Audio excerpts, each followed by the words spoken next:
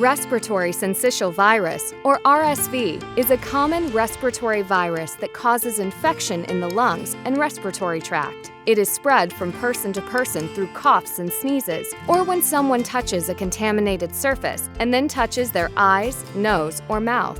Symptoms of RSV can include cough, runny or stuffy nose, low-grade fever, sore throat, sneezing, and headaches. While symptoms are usually mild and cold-like, they can become severe and lead to hospitalization and even death. You may have thought RSV was something only little kids get, but it's also quite common in older adults. Despite how common it is, RSV often goes undiagnosed. While RSV can be serious, staying home and protecting others when you're sick can lessen its impact. Talk to your healthcare provider and go to agingresearch.org/ourbestshot to learn about how to decrease your risk.